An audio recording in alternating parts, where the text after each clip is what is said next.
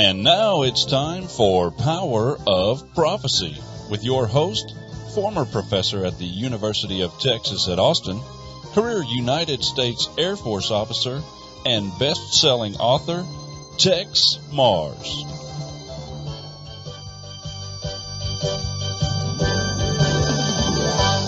Hello, friends. This is Texe Mars. Welcome to another edition of Power of Prophecy. Today's program is going to be an amazing program with a tremendous subject. And really, I've got a great guest to introduce in a minute. One of America's top scholars. But, when you mention scholars, people's eyes get a little glossy. Oh, no, it's going to be one of those boring programs.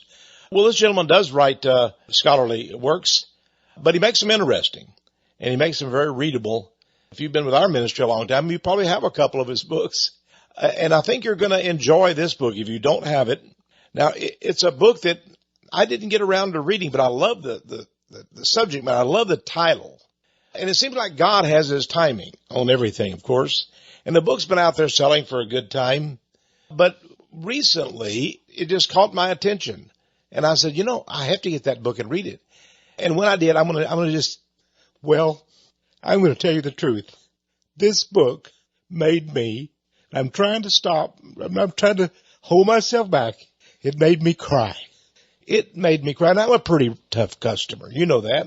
I mean, right here in the ministry, I have a lot of commotion and turmoil, and I'm willing to take on anybody. And I've debated all kind of rascals on the radio and television and been visited by the FBI and had been audited for 4 years or so by the IRS. Then they turned around and audited me personally for 4 years.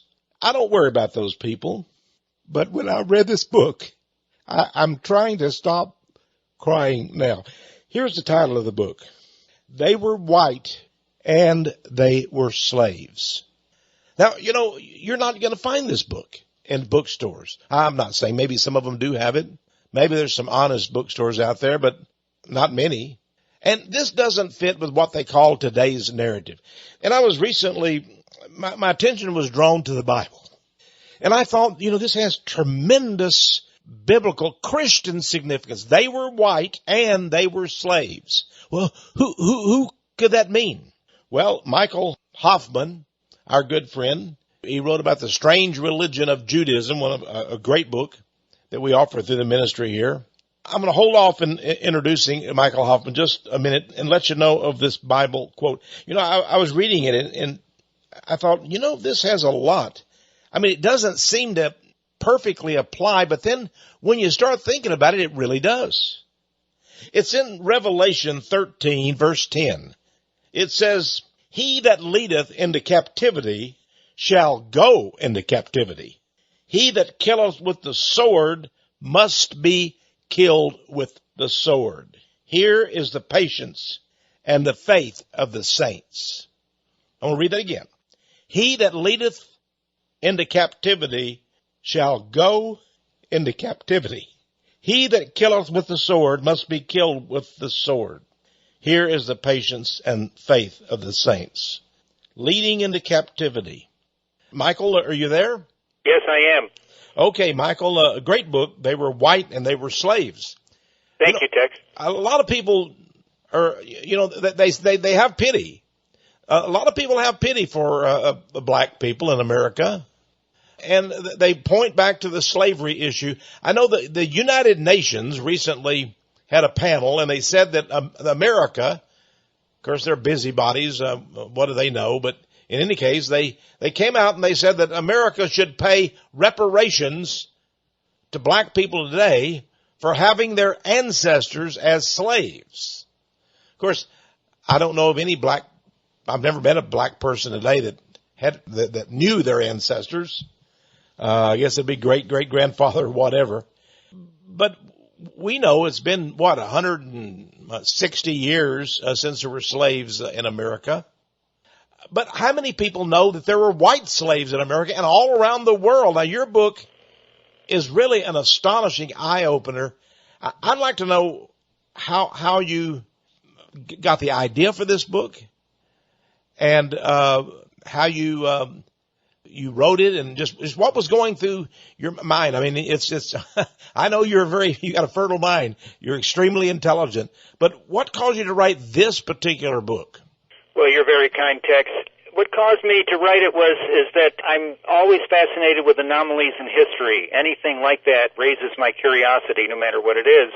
And as I was surveying literature in my work at that time as a journalist, I'm a former reporter for the Associated Press, I came across a statistic that showed slavery of whites in the medieval days, back in Anglo-Saxon England and in the Viking times.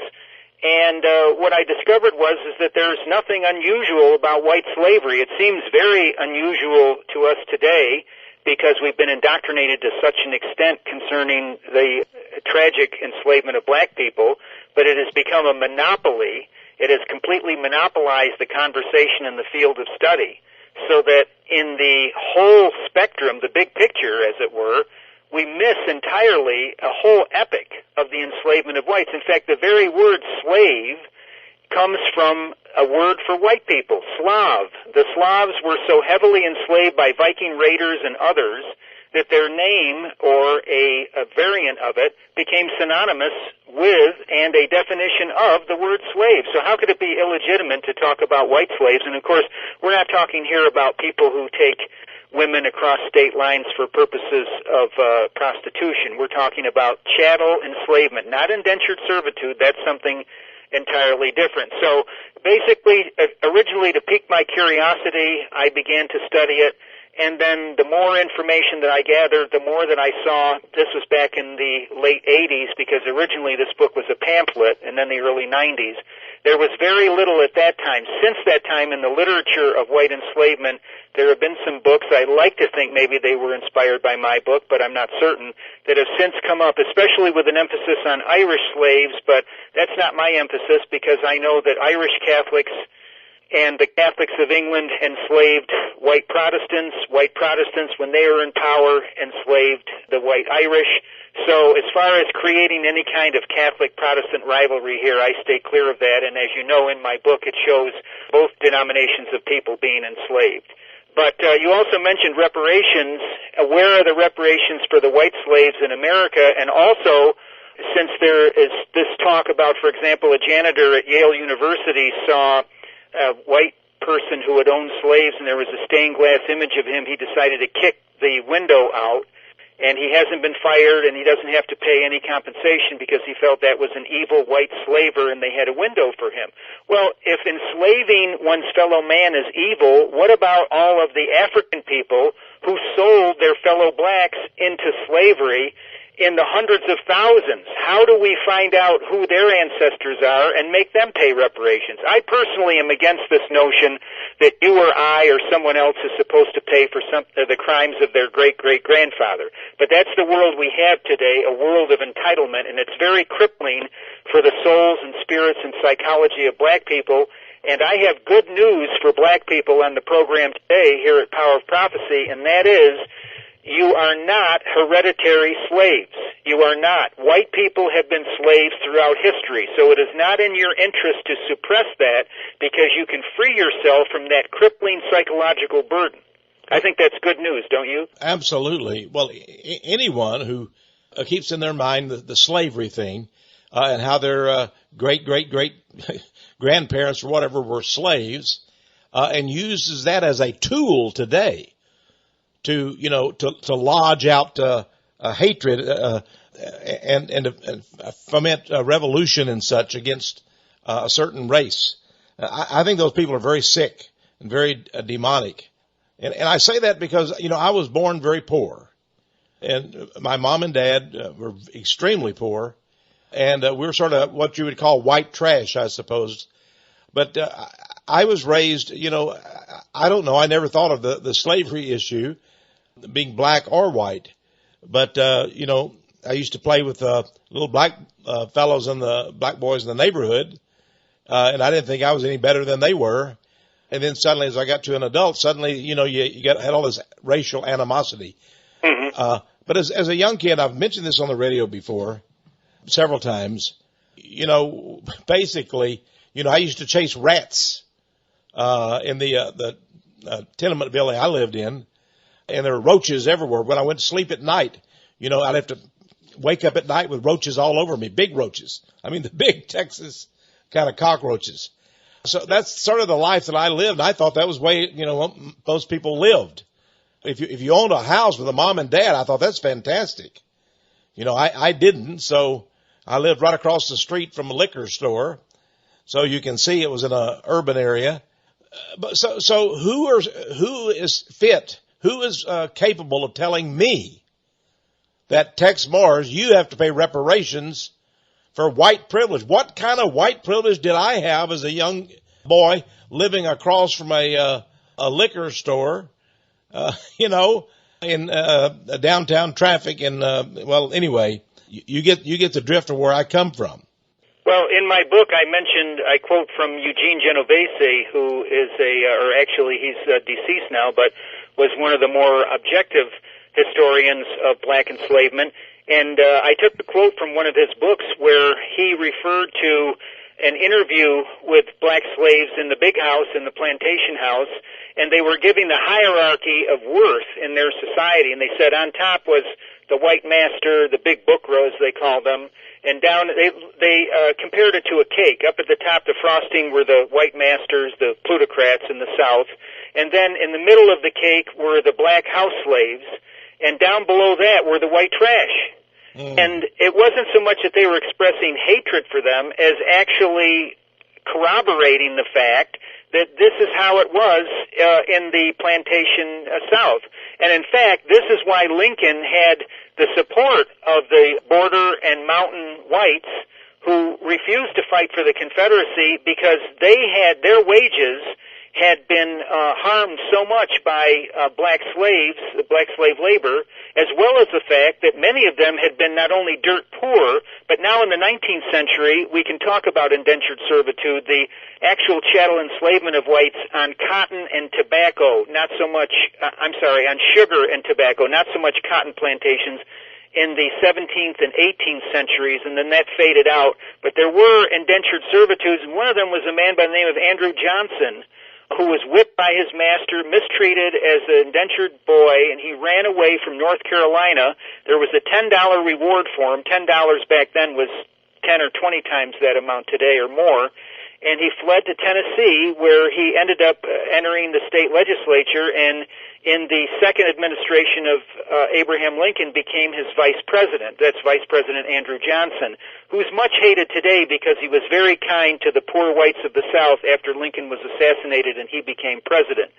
But when some of these black militants who Lincoln had courted came to the White House when Johnson was there, he had no use for them, because most of their repartee and dialogue was centered on the no-good poor whites. And here Johnson was one of them.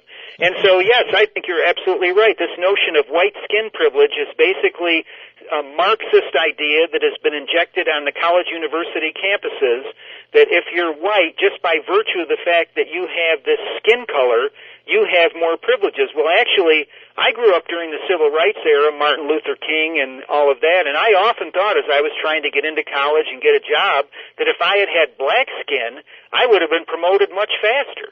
Now, I know there are black people who disagree with that, but if I were a black man or a black woman, I would want America to be based strictly on merit. Because that way, if it was strictly a meritocracy, when we saw a black person in a high position, whatever it might be in industry, science, education, commerce, we would know that they earned it. Whereas some of us tend to see some of them, I don't know if this is right or wrong, in a high position, we wonder, well, did they get that job because of their merit or because they're a token?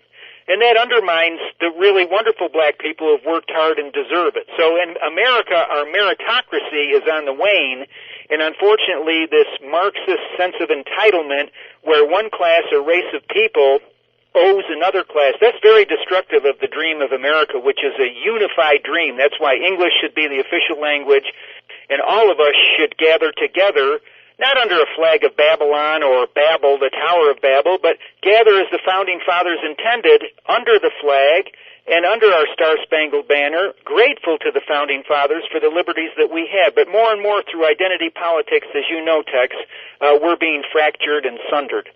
Okay, now let's talk about your book a little bit. the first part of it, you go all the way back. You talk about the Arabic, how the Muslims had slaves, and before them, the Arab people, had all these slaves. And then, of course, the Muslims took over, about a half of, Europe at one time. They were to Spain and so forth and all those areas. And they had slaves, and they took with them, when they conquered those lands in Europe, they grabbed hold of a lot of the people there, and they took them back to the Arab countries as their white slaves. And the Vikings were just as bad. The Vikings, who I mentioned having enslaved the Slavic people, would also enslave the Scots, the Irish, the English, and sell them to the highest bidder, wherever that was, whether it was in Russia, the Caucasus, or, as you say, in the Arab lands. There's really nothing particularly unique about slavery until we got this abolitionist agitation in the 19th century that made it out to be a unique evil. And, of course, I'm glad that it's been extirpated, but the point is that it's as old as history. And to single out the white race for some special moral turpitude here is really, there's a hidden agenda behind that. But if I may, I'll quote from David Bryan Davis. He's no radical. He wrote in the New York Review of Books, as late as the 14th and 15th century, continuing shipments of white slaves, some of them Christians, flowed from the booming slave markets of the northern Black Sea coast into Italy, Spain, Egypt, and the Mediterranean islands. Then from Barbados to Virginia, colonists showed few scruples about reducing their less fortunate American countrymen to a status little different from that of chattel slaves.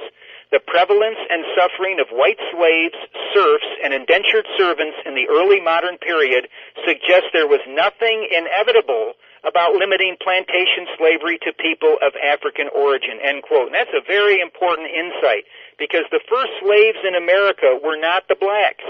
They were the whites who represented a great deal of anxiety to the British ruling class. There was a surplus population. It's hard to believe now when most of our people are having one or none child, married couples, when God said be fruitful and multiply. But back then they did do that. And so this, what was considered to be a revolutionary element of paupers on the streets of Great Britain, were kidnapped. That was the original use of the word kidnap. It actually was a reference to the stealing of white children. If you look in old dictionaries, you'll see that definition is there. The stealing of white children, nabbing these kids, kidnapping, that became a mass institution, sweeping them off the streets of England onto these slave ships and taking them to Virginia, also to the West Indies, Barbados, Jamaica, and those areas, and enslaving them unto death. Now, the high school and college history teachers will tell the young folks, well, this was indentured servitude, and these folks spent 5 or 7 years in the master's house polishing the silver, and after that, they came out and they became judges and lawyers and rulers of the country. That's not true. In the 17th century, and each period here has to be judged by the century in which you're dealing with. The 18th century experience of white slavery was very different from the 17th, and the 19th was largely indentured. So we have to be sure what era we're talking about. But in the 17th century, the experience of slavery was overwhelmingly chattel slavery of whites. Chattel is another word for cattle, so they were treated like animals. They could be executed. They could be brutalized. You mentioned nearly weeping when you read the stories in the book. One of the reasons why I wrote They Were White and They Were Slaves is to honor and call forth the memory of these forgotten people, because I, too, was greatly moved by their suffering. It's a forgotten, suppressed history. To a certain degree, we white people are a little bit culpable here, because throughout the history of white enslavement, slavery has always been seen as potentially hereditary. In other words, if you're a slave, the question is, was your father or grandfather, is there something wrong with him or your parents or grandparents genetically? And so there was a fear that was a genetic taint. So people did not admit, even going back as far as the Viking era in Iceland and so forth, where white slaves are known as thralls back then. To be a thrall was a hereditary status. If your father was a thrall, you were a thrall. You were born into slavery. And some of that in the Elizabethan and later eras, on the eastern seaboard there and in the Appalachian areas, the people had a memory of being white slaves, but they suppressed it because they thought maybe their daughter wouldn't make a good marriage or would harm them in business. I actually did run into a man who was a descendant of Samuel Hicks. Now, it's spelled in different ways, H-I-X or H-I-C-K-S. They kept the memory alive. That Samuel Hicks in the 17th century had been a white slave, and they were, I believe, in the North Carolina region, and this fellow even told me that was the reason why his great-great-grandparents had not fought in the Civil War. They didn't hold black slaves, they didn't benefit from it, and they didn't feel any sense of alliance with the Confederacy. So I thought that was very interesting. But that's one of the reasons why it's hard to trace this text, and another reason is because it takes a revisionist historian like myself to dig in and find this because it's politically incorrect. Well, on page 14 of your book, and you give all of your documented quotes, in 1708, there were tens of thousands of young white girls kidnapped from England and enslaved in colonial America. Tens of thousands of young white girls kidnapped, and then you go and take and used as slaves, and they weren't just housekeepers. Most of them were worked to death. Right. But you also say the Holocaust against the white poor. This is from your book. You say the desperate condition of the poor whites of Britain was most obvious in the cities. The English slums of the 17th, 18th, and 19th centuries were pits of white suffering. And then you quote a gentleman who wrote about this. He, a policeman, in fact, opened the door to a tiny shack there in Britain. And it says this, it says, 10, 20, 30, who can count them? Men, women, children, for the most part naked, heaped upon the floor like maggots in a cheese, a spectral rising, unshrouded from a grave of rags. Herman Melville, who you quote here, says this is like living death. He passed through a street and found this woman, a very feeble woman with a little dead baby in her hands and her children, starving to death. This is an incredible thing. But this happened in Britain at that time. People go back and read the stories of Oliver Twist, and they think those are just novels. But those were true. Those poor kids. But evidently they had so many kids that I remember, and you quote Malthus, who talked about depopulation. He thought it was good for the poor whites to die from hunger. Sort of like today's zero population growth. We got to keep the world's population down. And the best thing to happen is not have enough food, and then they just die off. So the people thought, well, that's the way things are. People just die. Millions were just dying around the white world, so to speak. Yes, and you quoted Herman Melville, and listeners will recall he's the author of Moby Dick, but he's one of the few great American writers who was a professional sailor. And before he wrote the classic Moby Dick, he wrote the book from which I quoted about his true adventure as a sailor going across the Atlantic Ocean, then going to England and being horrified by exactly the type of desperate poverty and penury that he saw the poor whites of England existing in. And we see it here. I don't want to spend too much time on contemporary issues, but I would just say for people who have difficulty understanding this, if I'm sorry to use the word hillbilly, I don't mean it disrespectfully, but if some poor white hillbilly is dragged out of a car by a cop, be that cop black or white, and most policemen are good, 99 out of 100 of them are our guardians and our heroes, I agree with that, but let's say one of the bad apples pulls him out of the car and just shoots him down like a dog, where will there be any mobs or crowds of people arguing for the rights of that dead white individual?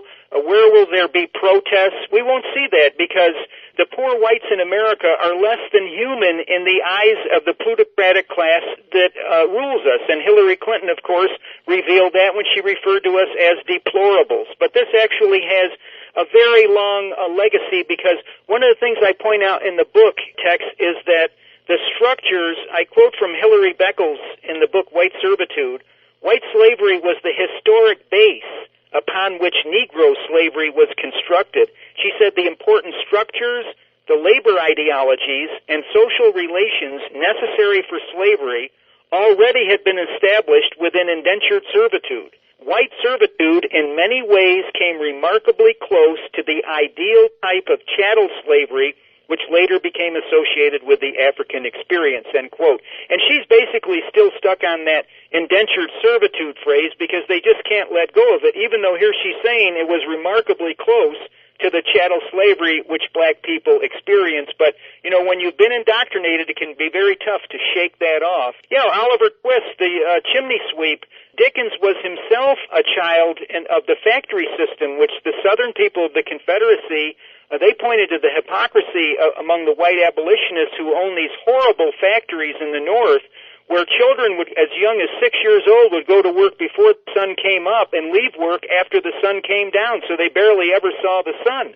And this is what was transpiring in the 19th century while the abolitionists were preaching to the Southerners. And meanwhile, in Great Britain, while legislation was being written about ending the British black slavery, little boys, 4, 5, and 6 years old, were climbing up these red-hot chimneys to clean the ashes out of them, and the aristocrats could have cared less. Charles Dickens worked in what was known as a blacking factory, a shoe polish factory, at the age of 12. And I really believe God gave him that experience so that he would have a fund of information from which to base his very factual books. And Oliver Twist is a case of which that boy would have probably been killed or severely injured or maimed had he been one of those climbing boys, as the chimney sweeps were called. Now we romanticize it in Mary Poppins and other things like that. It was a real horror. So there's a lot of hypocrisy here, and I open my book with a quote from Shakespeare, "Now step I forth to whip hypocrisy." And that's really one of the subtexts of my book. When people read this book, they cannot imagine.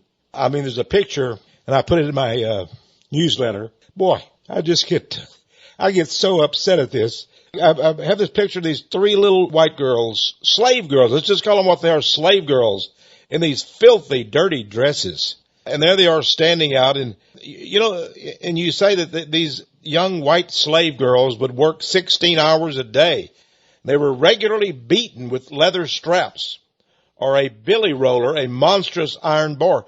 They were often raped by their masters, forced to perform obscene sex acts. And I say it was better to be black than white when white slavery was the order of the day in forgotten America. And so these little white girls, these little girls, beautiful, lovely little girls, we think of children as, well, you know, during their childhood, let's just give them room to play and to study.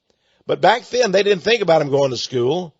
They thought about them going to work at 4 or 5 years of age, 16 hours a day, and they had all these male workers, these adults, would beat them and give them very little food, and they would basically work them to death. And there were millions, probably thousands, in all these factories. Their arms torn off, get caught in machines, and they're just discarded like a bunch of rotten wood.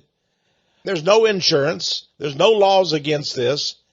They would beat these kids and force them into labor. This is almost unbelievable. It's incredible, the horror. And these children spent their whole life like that until they died. They worked them to death. Well, they had a very, very low status. If you look at the Waltham Black Act of 1723, the obstreperous poor whites were considered such a threat to the British Crown that the Crown decided to create a system wherein misdemeanors would render you capital punishment. So in other words, if you broke down an aristocrat's fish pond, if you poached deer on his estate, if you stole lace or a loaf of bread, these were crimes punishable by execution. That was a way of just getting rid of these people. Now, they would be offered slavery in North America. This was prior to the American Revolution. Once we won the revolution against the British had to find another slavery dumping ground for whites, and that was Australia. But this is in colonial America. You were offered either a lifetime of enslavement in colonial America or to hang. And I remember quoting from one of the people who was about to be sentenced. He had heard by letter or some type of dispatch what the life was like for the white slaves in North America, and he actually told the judge, "I would rather strangle for a few moments on Tyburn Gallery than spend a lifetime of suffering as a white slave in America." That's right. A lot of my research comes from the diaries and original records there. And so a very low status for white people, there's no question about it. All right. We're going to be back in just a minute. My friend Michael Hoffman is my guest today. We're looking at his book, and discussing it. They were white and they were slaves. I'm Tex Mars. Stay with us here on Power of Prophecy.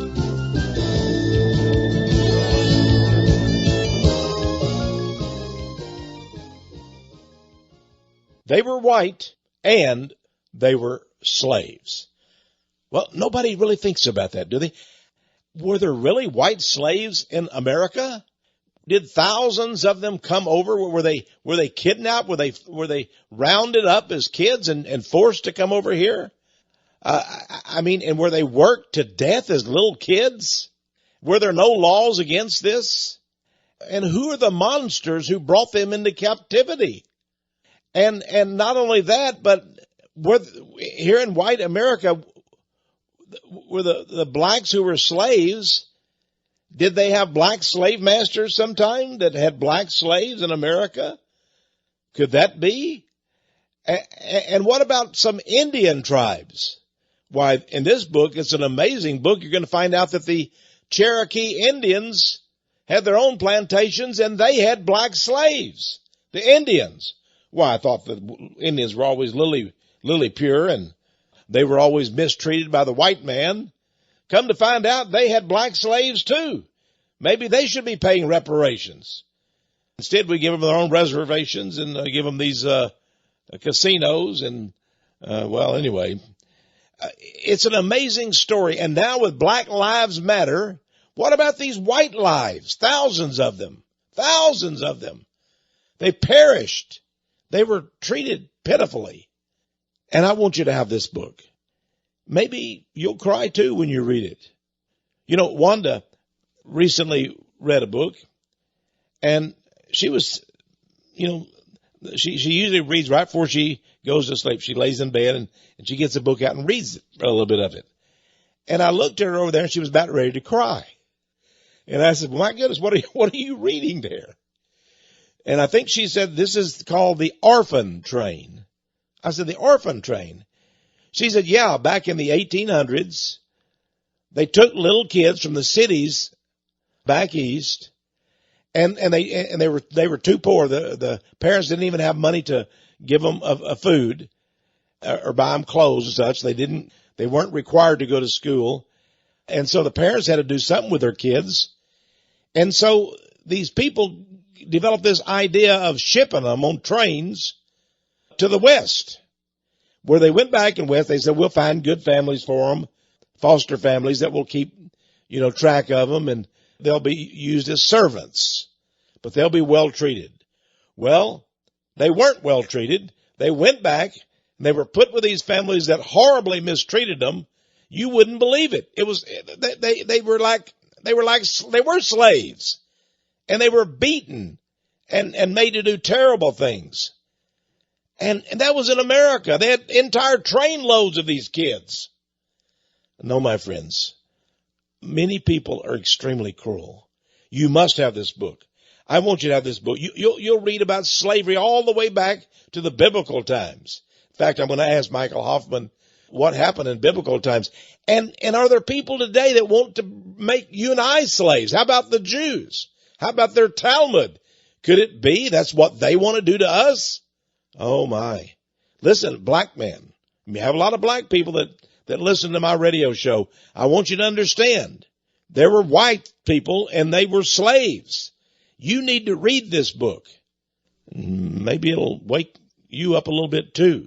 And you'll understand that we're all here on earth to serve God. And there's no distinction or difference among us that we don't make ourselves, because God didn't make it. Well, this book is just $18. $18. Please include $5 for shipping and handling. A total of $23.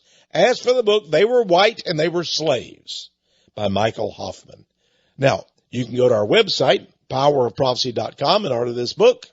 Or you can just phone us toll-free, 1-800-234-9673. Or write to us here at Power of Prophecy, 1708 Patterson Road, Patterson Road, Austin, Texas, 78733. All right, let's return to our regular program now. My good friend Michael Hoffman He's been a friend a long time, written great books that we've offered through the ministry here. And this is another one. This is one that defies the imagination. It's scholarly, it's academic, but it reads, well, I tell you, if you don't cry, I want to hear from you. It's going to make you cry probably thinking about these poor kids. And, by the way, adults too. Worked to death, mistreated. They were slaves, and they were white. Michael, welcome back to Power of Prophecy. Thank you, Texe. It's good to be here. You know, I mentioned on the air, we were talking that the Jews have in their plan, in their Talmud, the intent that all Gentile people, everybody who's not Jewish, they say will be made slaves by their Messiah. So they're looking forward to having, 60 or 70 white slaves, every Jew. That's pretty sickening, isn't it? Yes, and in the book, The Secret Relationship Between Blacks and Jews, there's 2 volumes to it. It documents with old-time scholarship, very impressive, the role of Judaic people in the enslavement of blacks, how they owned the ships and how they were allied with the Ku Klux Klan and were very much part of the Southern Confederacy. They only turned onto this civil rights thing when they saw which way the wind of the zeitgeist was blowing in the 20th century. But prior to that, they had been firmly in the camp of the slave party. This is largely unknown. And I do recommend those 2 books. There's a volume 3, that's on Leo Frank, the Judaic guy who raped a white woman and then blamed it on black people. That part is often overlooked. The people who wrote that book about Leo Frank, The Secret Relationship Between Blacks and Jews, volume 3, said that it was a lynching of a guilty man. In other words, he was dragged out of the jail and lynched because he had been granted commutation of his death sentence, and then the local people took the law into their own hands. But the blacks historians who wrote that book said it was the lynching of a guilty man. I thought that was interesting. Now, in the white slave era that we're talking about, from the 1600s up into the end of colonial America, that was largely in the hands of Gentiles, I'm sorry to say. Brother selling brother, and that was the system. Very little culpability on the part of Judaics. Many greedy whites were involved there, and that's the tragedy of history, but that's how it was.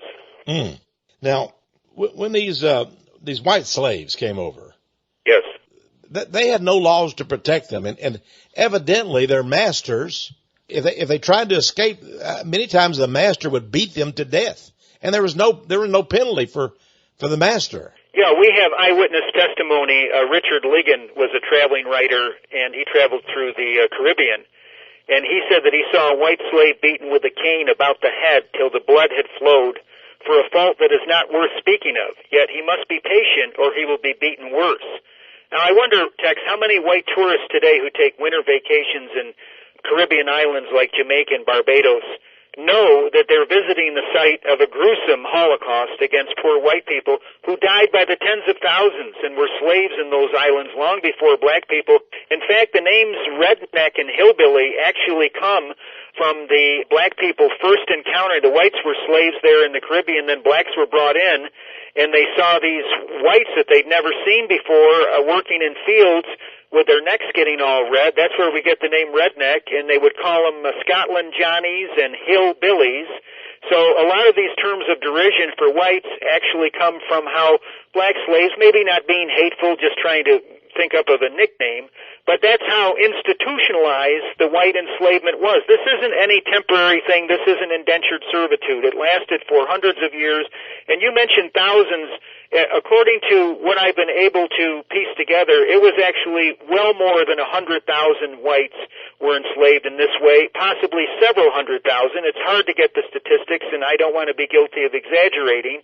But at the same time, your listeners should know that my book is often used as a source for genealogical researchers, because since I'm covering suppressed ground here, they use the book to find out where their ancestors were in relationship to the white enslavement cycle. Were they slavers or were they the enslaved? So that's also an interesting feature of the research.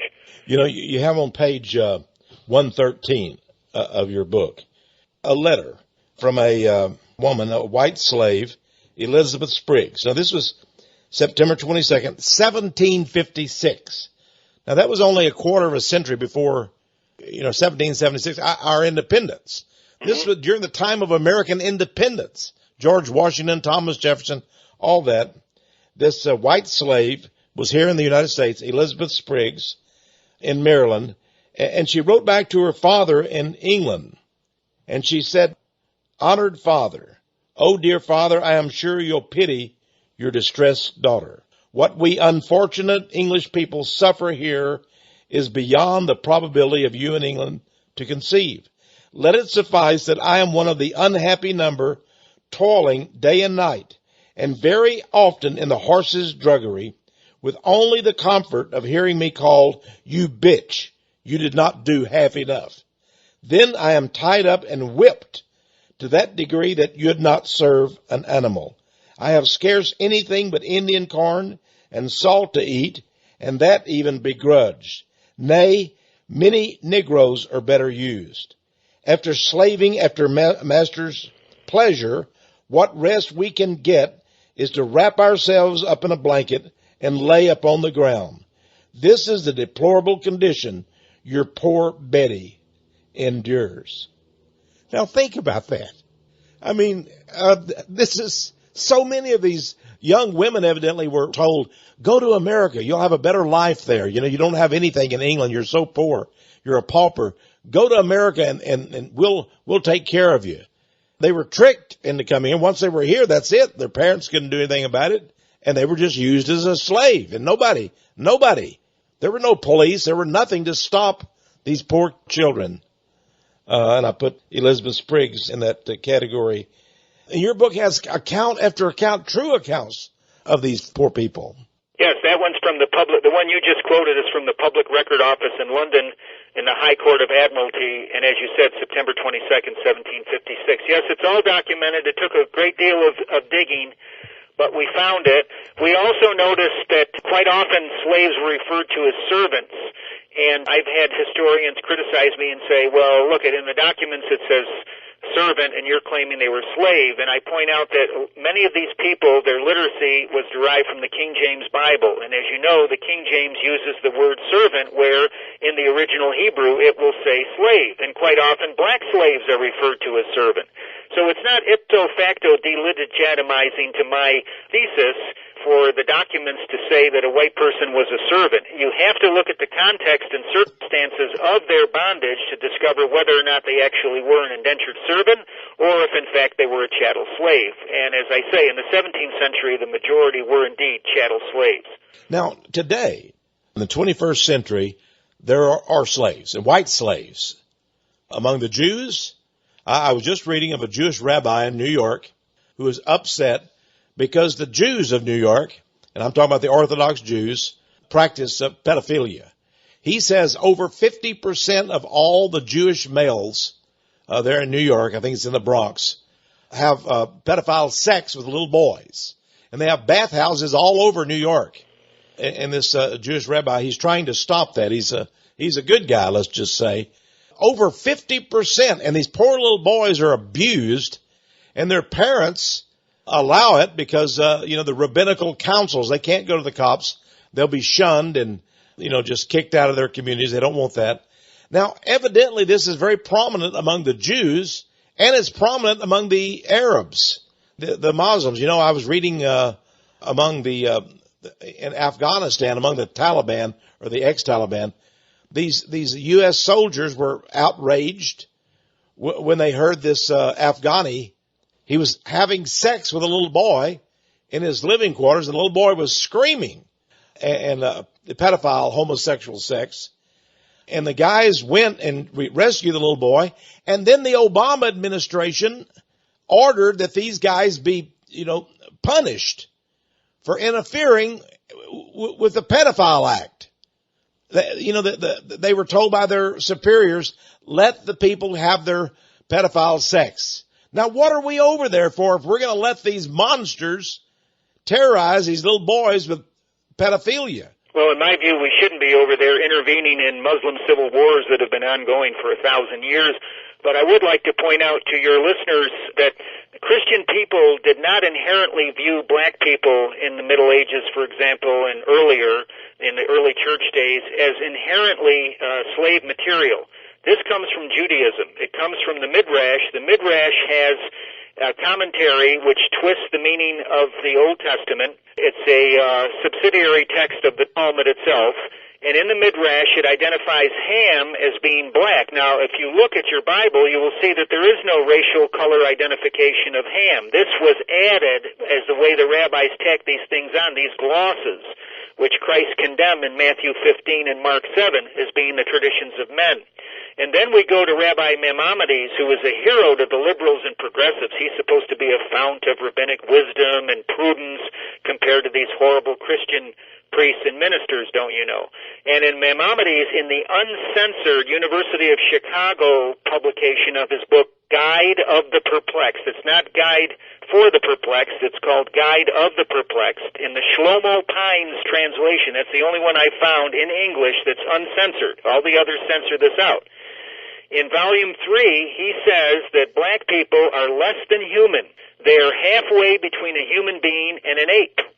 Now, I have gone through the texts of Protestant ministers, and many of them resisted Maimonides, to their credit, and many did not. They were swept up in the idea that Judaism had been persecuted by Catholicism. They despised Catholicism, so they went looking for wisdom in the precincts of Judaism. And there they found Maimonides, who is the most important halakhic or legal authority for the Ashkenazic Judaics, even though he himself was Spanish Judaic. But nonetheless, there in the Guide of Perplexed is that statement. And so that deeply influenced the Christian culture, both Protestant and to a certain degree Catholic, with this identification of black people as being a hereditary race of slaves. And that was very, very destructive of blacks. And boy, do Judaic historians try to steer clear of that, and academia in general, because if we could point this out and prove it, then who's going to have to pay the reparations? Let's talk about that reparations a little bit. First of all, we see these blacks. They've now been gathered, really, I guess, since the 30s, 40s, and 50s, into these white enclaves. Basically, they're plantations without any crops in these inner cities. So we have these thousands, teeming hundreds of thousands of blacks. And, of course, they exist only by the largesse of the government. So the government gives these black people the goodies, the welfare payments and so forth, or they couldn't exist at all. So they're in the same situation, aren't they, as the young white kids of, let's say, the 1700s. So many white kids, not enough jobs, not enough work for them. So they were sent here to America to be slaves. They toiled their lives away. Many died at an early age from being, starved to death or beaten to death and so forth. Now, the blacks are not beaten because we allow them on their own. But it seems like a terrible thing now. They have no jobs. They have no prospects. What kind of deal is that? I mean, it seems to be a cruel thing to leave these blacks in these inner cities with no prospects of work or jobs or Well, it is. I mean, first of all, they respected us when we respected ourselves. If you look at the tremendous amnesty that actually existed, Hollywood atrocity films to the contrary, there was goodwill and good feelings between black and white in the Old South. And, of course, the white people at that time held themselves in a very dignified manner, believing themselves to be children of God who would be redeemed by Jesus Christ. They didn't just roll out of bed, put on a jogging suit, and go down to the drugstore. They dressed up for church. They dressed up to go out. They maintained high standards of integrity, and therefore other races respected us.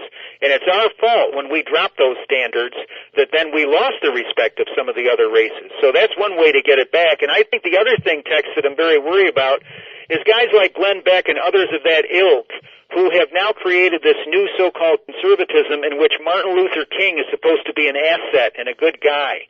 How could he have been a good guy when his FBI file was sealed at the time after he was enshrined as a hero of the United States, and it won't be opened still for another few years?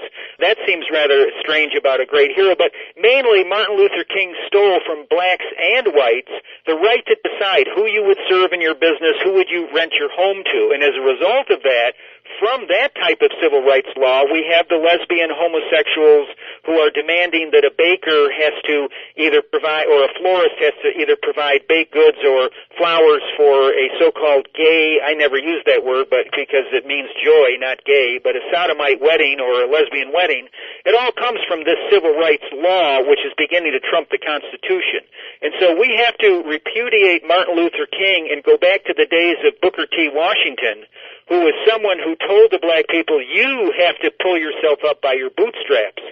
And if you look at the history of black people prior to the civil rights movement, now they should have been allowed to vote, and a lot of the chicanery that went on, probably not just in the South, but it did happen in the South, where they were cheated out of the vote and representation that was wrong.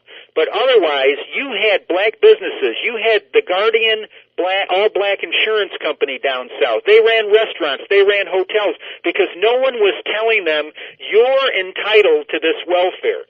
You know, if you look at the successful parents, be they black, white, or purple, do not tell their children, you are entitled to a free ride in life. If you and I want to empower our children, we know what we're going to tell them. We're going to tell them life is hard, and you need to support yourself. You need to get an education. You need to be responsible. And it is a crippling and anti-black phenomenon when black people are being told they're owed all of these things because of something that allegedly happened 150 or 160 years ago. It's very crippling and it's very anti-black, and I think it's part of the conspiracy that you alluded to earlier of making all of us slaves, not just the white people, but also the black people, being enslaved by a super class, a Brahmin class, an overclass, of which Hillary Clinton and those of her ilk are a part. Oh, absolutely. You mentioned earlier in the program these Marxist ideas that a certain class of people or a race of people are entitled to various things, where others born into a certain race or a class, they're born evil, or they're born like with white privilege. It's an astonishment to me, and I can't quite figure out how all this supposedly is supposed to work. Well, it almost seems like an extension of the Talmudic mentality, because the Talmudic mentality decrees that all non-Jews are tainted. Oh, yeah, because a Jew doesn't consider himself a white person. He's a Jew, regardless of the color of his skin. Well, yes, in Judaism, Western civilization is cursed. There's no question about that, especially in association with their festival of the 9th of Av. Instead of being grateful to Western civilization, there's a curse. And I'm not talking about Judaic people here, because I was raised in a family that taught me to hate the sin and love the sinner. So I have no hatred in my heart for Judaic people who are lost in the coils of Talmudic enslavement, but I will not mince words when it comes to that Talmudic religion itself, which is a fount of evil. Absolutely. Well, back to the reparations. Some years ago, I think it's been about 6 or 7 years ago, I discovered a black man who helped other blacks in the what we would call the ghetto here in Austin, helped them to do their income tax, their 1040s. And this was quite interesting because he was helping these blacks who really had no money as such, probably didn't even need to turn in a 1040. But what he was doing was, there's a little place on there where you can put down a certain amount. So they would come down to the fact that they weren't owed anything, or they didn't owe anything, and then he would write in reparations payment, $20,000. Now, evidently this has gotten started in some of the ghettos, and these black tax advisors were telling the blacks, you can do this, just go ahead and ask for $20,000 reparations. Well, I did some checking at the time, and I discovered that the IRS was allowing that to pass. Wow. And I want to just say right now, you won't see this in the newspapers, but I believe as many as 2 to 3 million blacks every year fill out a 1040. It may not have any other blanks filled, but they on the one thing so as far as a refund sent to them, they are all asking for a $20,000 reparation payment. So they believe what they're doing in many ways is copying the Judaic people who say they are so-called Holocaust survivors of World War II. They see them getting all of these reparations and the Germans paying this guilt money, and then they see an enormous Holocaust museum in Washington, D.C., even though the United States had no role in the persecution of Judaics under Hitler. In fact, we fought a war to stop it. And I think that's where they themselves kind of feel aggrieved, and they say, well, these Judaics, they're getting all this money and all of this Holocaust publicity. What about us? I think that there is a little bit of envy there and anger at the idea that there's a special category of aggrieved persons, the Zionists of World War II, and then the black people feel that they're not part of that they want a piece of that pie. And again, as I mentioned earlier, I think it's unfortunate that the crippling sense of entitlement is something which they have been inveigled with. It would be so much better, as you say, if they could simply be independent of this. But that's part of the intentional crippling of the minds of black people in America. Tell them they're hereditary slaves, and then instead of running their own businesses, they need to have affirmative action and reparations, and it's just going to end up with the destruction of the black race if something doesn't change. Well, that's true, and it may also end up with the destruction of the white race too, because right now, I understand. We have a big IRS center here, and I've talked with some friends who work for the IRS, and they tell me that it is now official policy. The IRS knows this is going on. They know that this is a national situation, and they have orders, evidently from higher ups, in the Obama administration, to look the other way and pay out the $20,000. You should document that because that's electrifying news. Well, I doubt if it would mean anything to anybody. They would probably say, "Oh, that's great, that's wonderful." What can you say? But but that means that we're being taxed. Oh, yeah, that we're working so many months out of the year in order to pay these reparations. I don't owe anyone any reparations, and it sounds from your childhood that neither do you. And as far as the comment that you made just briefly a few moments ago about the white race being destroyed, I agree with you, but unfortunately it's self-destruction because we're electing leaders who seem to hate us, and we ourselves are self-extinguishing by refusing to rely on the abundance and providence of God by having all the children that He wants to send us. One of the great crimes that has afflicted the white race, and just like Israel of old, He's going to send us into enslavement if we don't change our ways and become faithful. Oh, that's true. Absolutely. Well, your book is just so wonderful here, and man, I'm reading page 106. The torture and murder of white slaves. The white slaves were punished with merciless whippings and beatings. You show the records of Middlesex County in Virginia. Boy, it's just it's amazing. So many of these, and it says here many of the white slaves had to exist with iron collars and chains. Boy, here's one whipped till he was bloody. I mean, these are whites, and they were slaves, folks. Listen, Michael Hoffman has done us all a great service in giving us this book. They were white, and they were slaves. Michael, when they see this Black Lives Matter, people ought to be boiled up with anger. I mean, I know it's George Soros, the communist, the Marxist, Obama, Hillary Clinton. All of them are trying to feed into this, trying to foment revolution, and stir up a hatred among blacks. And many blacks do hate the whites. They bought into this, haven't they? Yes. Now, that is something that is a sin that doesn't get mentioned. We hear about anti-black racism being a sin, and it is a sin. And then we refuse to acknowledge the existence, very virulent, of anti-white racism, which is also a sin and ought to be condemned. Wow. Well, Michael, we're running out of time here. I wish we had more time, because there's so many examples and so many stories here. Folks, get it. This book, They Were White and They Were Slaves. We have many copies. I'm sure Michael will print as many more as we need. Please order it. Please give it to your friends, your black friends. And if you're black, you want to know about this. Be fair to yourself and liberate yourselves from prejudice. Read this book. They Were White and They Were Slave. Michael, thank you so much for being on Power of Prophecy today. Tex, thank you for giving me the opportunity to liberate our people from guilt, one of the most crippling things when it's a false guilt that any human being can experience. Thank you, Tex. That's absolutely true. Well, God bless you, Michael.